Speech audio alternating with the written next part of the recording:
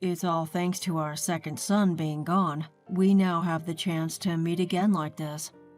What I heard from my room were the heartless words of my own husband. In the conversation between my husband and our eldest son's wife, laced with vulgar laughter, I felt a chill pierce through my heart. Even our typically gentle eldest son, who had been watching the screen with me, was trembling silently with anger. When they return, we need to have a proper conversation. Yes, indeed. I wonder what excuses they'll come up with. Amid the gathering of relatives, the self-incriminating evidence they provided could not have been more convenient. By now, everyone present was on my side and my eldest son's side. Along with our angry relatives, we were anxiously awaiting for the two of them to return, soon to be the targets of our collective anger. My name is Serena. I'm 64 years old this year. I had believed I was just another average family, having raised 2 sons. But only recently, I realized how such ordinary happiness could be shattered so easily. I had lost my younger son in a car accident, and I was sinking into despair. Why did Carlos have to be in such an accident? Enough already, don't you think? How long are you going to keep moaning about the past? Despite our son's sudden death in an accident, my husband harshly dismissed me with cold words. Moreover, even with the upcoming funeral, I felt my heart freeze as I saw my husband without a single tear in his eyes. At the signal of our eldest son coming to pick us up, I heard a single honk from outside. I put our pet cat in the cage and headed for the entrance. But who would have thought that Carlos would have been gone so soon? You too, Lucas? You and your son are so depressing. Isn't it natural? I'd rather ask, how can you be so calm? Father-in-law is just trying to send Carlos off with a smile, isn't he? That's right, that's exactly it. Even in the car, my husband's attitude didn't change. He said those words while laughing loudly, ha ha ha. Even the wife of our eldest son was smiling as she watched my husband. The two of them have this way of making remarks that grate on your nerves, even on a normal day. Usually, I'd just let it slide, knowing their character from years of experience, but not today. The thought of a biological father's heartless words and my son's wife defending such words was unbearable, considering how much our eldest son loved his younger brother. I slapped my husband's knee, who was sitting next to me, and pointed out, "Enough is enough. Despite our family's misfortune, how can you be so cheerfully indifferent?" Ouch. So what, you want me to put on a gloomy face? I'm just asking for some decency. We're not children, so don't be loud at the funeral home. No matter how old you get, you remain a nagging, strict wife. As if he could not let my words go unanswered, my husband retorted with childish insults, appearing agitated. Feeling the tension fill the car, and realizing further discussion would be futile, I sighed, staring out at the window. I understood, as my husband said, that it wasn't necessarily better to cry or grieve. That's why I thought the best we could do was to see our second son off to his peaceful sleep quietly. That was my only wish, but these two wouldn't even allow that, and they were about to create a huge mess. Catching up with relatives at the venue, we exchanged quick greetings, chatting about old times with those who had come from afar. Those who had once adored our second son. I couldn't help but tear up. This has been such a heartbreaking time for you. Carlos was such a sweet, good boy. I can't believe he was just on the brink of adulthood. Thank you for your condolences. Every time our second son's name came up, I gave them a firm hug, expressing my gratitude. Meanwhile, my husband showed no sign of remorse for his behavior in the car. Instead, he was loudly chatting about golf and other fun topics with a relative he hadn't seen in a while. How about it? Want to hang out together next time? Ken, isn't today your son's funeral? I didn't say we should go today, did I? That would obviously be inappropriate. Will you stop already? How many times do I have to say it? I reprimanded my husband in a low voice. He was so absorbed in his own world. I felt like I was scolding a child who had no manners, but my husband just brushed it off with a dismissive gesture, not even bothering to hide his annoyance. Does he really understand what today is about? I furrowed my brows at my husband's behavior, wondering how things had come to this. Was he broken by the shock of our second son's death? Well, Margareta does it too. At home, she's always comparing me and my dad. Is that so? My oldest son's words stirred unease in my heart. I wanted to believe there was a reason for my husband's behavior, like stubbornness that comes with age. But seeing the disappointed look on my oldest son's face, I couldn't help but look over at the two of them. Although they were quieter than before, they were still smiling and chatting together. I shook my head. They do seem too close. Right? But Dad's already 65. He wouldn't have inappropriate feelings for his son's wife. Surely not. There's an age gap. They wouldn't do something so embarrassing. Jokingly, we continued to chat and laugh. Perhaps somewhere deep down, my son and I were hoping and reassuring each other that it was true. But despite our worries, the two of them continued to chat happily. During a break in the funeral, I noticed my husband heading toward the exit of the venue when I went to the restroom. Following him, I saw my daughter-in-law by his side, just about to step outside. Hold on, you two. Where are you going? Oh, it's you. Margareta said she's not feeling well, so I thought I'd let her get some fresh air outside. Is that so? Are you okay, Margareta? Yes, I think I'll be fine if I rest a bit. After watching the two of them leave, I returned to my seat and whispered the situation to my eldest son. He seemed surprised that his wife was feeling unwell and that they had stepped out together. Ah, so that's why he borrowed the car keys. Wait, they went in the car? I wonder where they're going. Maybe they didn't want to worry us. It would have been hard to bring up with me in this state. Pointing to his tear-stained eyes, my eldest son responded. I couldn't help but wonder if those two were capable of such thoughtfulness, yet I didn't pay much attention to it at the time, thinking it was simply their nature. However, when the two didn't even return when it was time for the meal after the funeral, we couldn't help but feel a sense of unease. How'd it go? No good. I tried calling them but couldn't get through to either of them. I hope nothing serious happened. My eldest son had tried to reach out to them, but to no avail. I had sent an email myself, but there was no response. My eldest son's car hadn't returned, and we were at a loss each time a relative asked us about their whereabouts.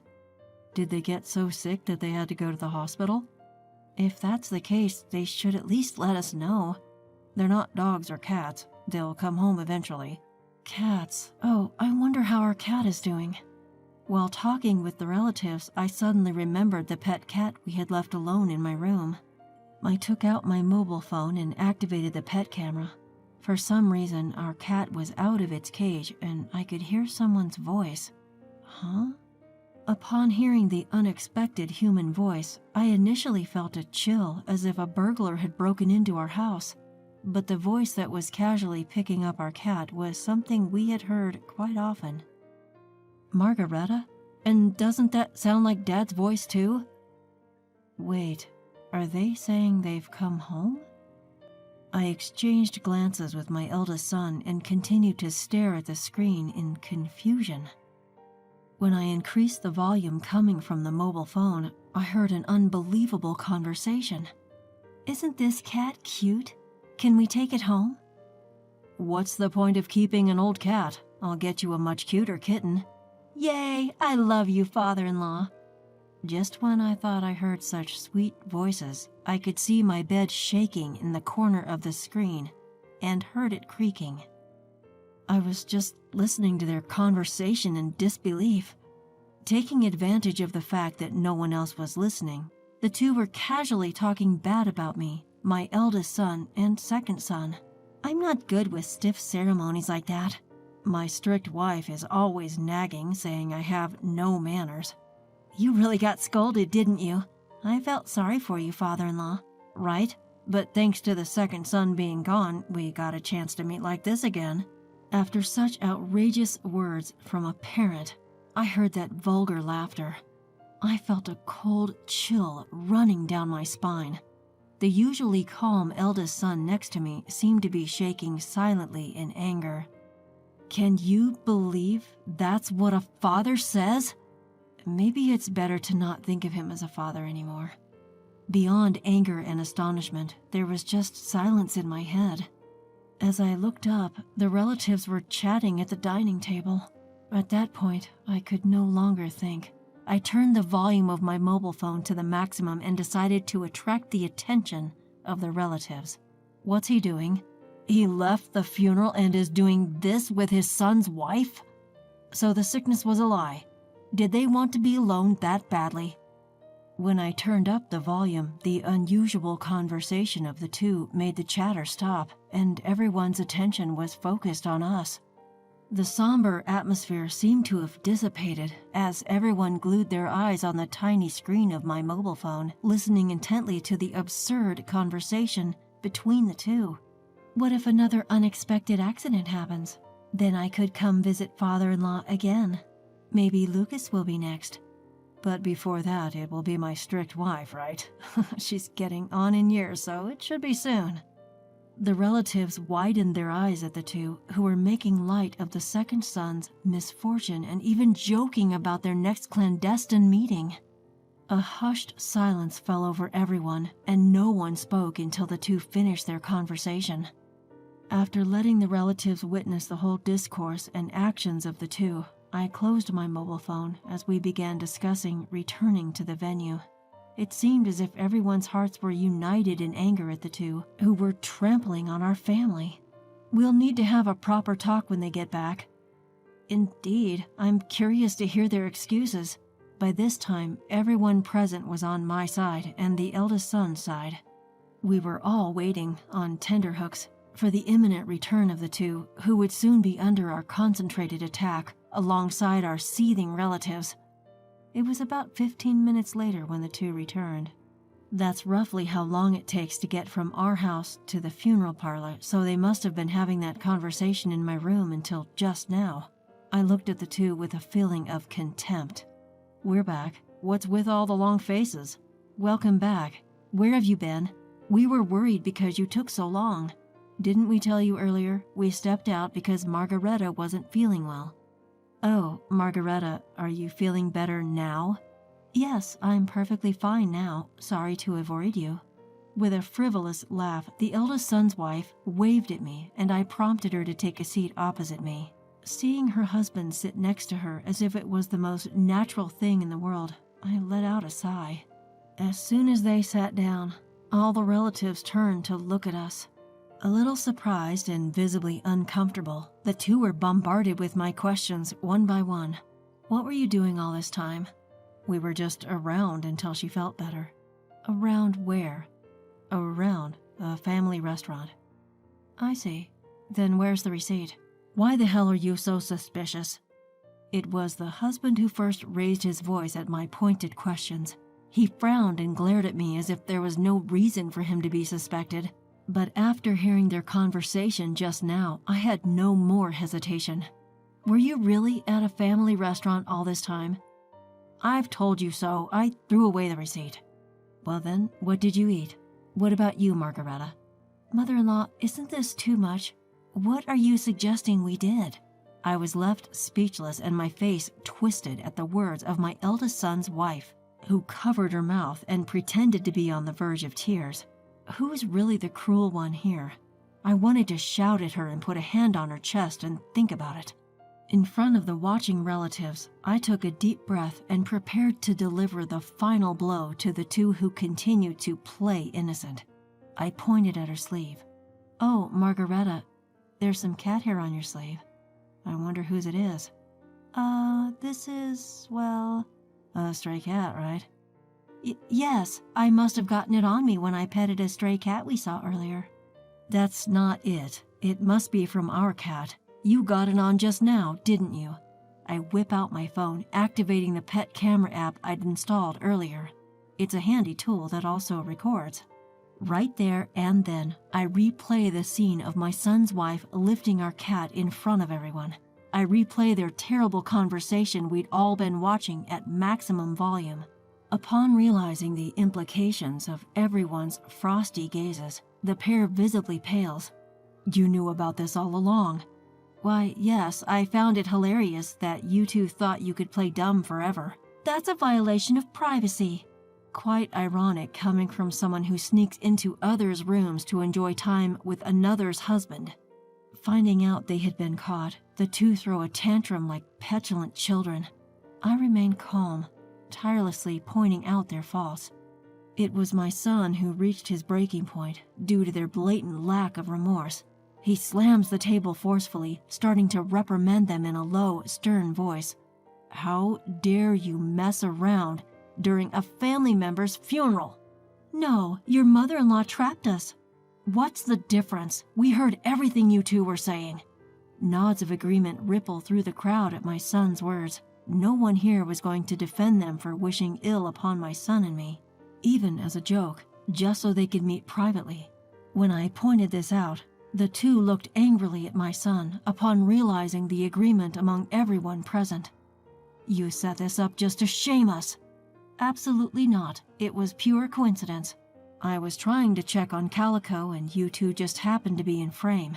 It's awful to air our dirty laundry like this. I never imagined anyone could stoop so low at such a gathering. And I'm the loyal wife here, am I not?" While repeating my husband's words, I glance at him. With the tables turned, my husband said nothing more and didn't even defend my son's wife. She tried to plead her case and insult me to evade blame, but no one listened. "That's enough. I can't bear to be a family with someone like you who can do such a thing." "Are you saying you want a divorce?" "Of course." With that, my son calmly addressed his wife, who finally fell silent. She tried to scramble to her defense again, but he paid her no attention. As my husband, acting like an outsider, tried to comfort my son's wife, I cleared my throat. "Do you think this has nothing to do with you?" "What?" "How could you do this on the day we were bidding farewell to our son? You shamelessly lied and didn't even apologize until now." I'm sorry." "No need. I don't want an apology just from your lips. Let's divorce as well." My husband's face turned pale at my words. I wonder why he ever thought he would be unaffected. He had never taken care of his surroundings. Without someone to look after him, he'd struggle. I turned my back on my husband, who's lamely trying to apologize, and opened the room door. "I don't want people who are about to become strangers staying here any longer. Please, leave." "Give us back the car keys," a voice demanded. My eldest son's wife looked at her husband, a desperate plea in her eyes, but he could do nothing. Prodded by the relatives, they trudged out of the room. "I'll introduce you to my company's lawyer. My son's a cop. Call us any time if something happens. What a shameless man showing up at his son's funeral like this." The relatives gave us words of comfort as if to protect us from the harsh reality. After the funeral, the couple were forced to sign divorce papers. My eldest son's ex-wife later ran to her own parents, begging for their help with the compensation negotiation for the divorce trial. She tried to play the victim as she did before, but her parents were understandably appalled. Now she's working day and night to pay the compensation awarded in the divorce trial. As for the ex-husband, it was discovered that he had drained his own savings, pouring everything into his former wife's wants. He was left penniless, and the family house was awarded to me as compensation. With the divorce settlement, the house became mine. Even so, there were too many painful memories associated with the house, especially my former bedroom, shared with the ex-husband and his former wife. So I decided to sell the house and move to a pet-friendly apartment. With the haughty ex-husband out of the way, I am now enjoying a tranquil life with my pet cat Calico. Being alone and free with my cat is far more comfortable than I expected. I didn't realize how stressed I was living with my ex-husband. After the divorce, my eldest son comes to visit me from time to time. He seems to be leading a calmer life and even told me that he's doing better than before. He recently shared some good news about a promotion at work. To celebrate, we decided to go out for a meal, and during that outing, we bumped into the ex-husband. He looked drastically different, more like a timid old man than the defiant person he used to be. There was no fire in his eyes, and it took us a while to recognize him. He approached us, a look of shock on his face. "Hey, there are different people living in our house. What's going on?" he demanded. "Our house? It's not yours anymore, at least," I responded. "Did you sell it? Why would you do that?" In a hoarse voice, the ex-husband raised his voice at me, the arrogance of old returning. Perhaps he had gone back to the old house, hoping to claim it back, or maybe he thought he could persuade me to forgive him. Either way, his attitude showed no signs of remorse. Seeing my son's disgusted look, I stepped in and said, "Why on earth would I want to sleep in the same room where you had been so cozy with your former wife? I have no need for such a house." At that, the ex-husband looked taken aback. He turned around and walked away. Had he forgotten what he had done in the past? It dampened our celebration, but we decided to enjoy the sunny afternoon. And so we resumed our walk under the beautiful afternoon sky.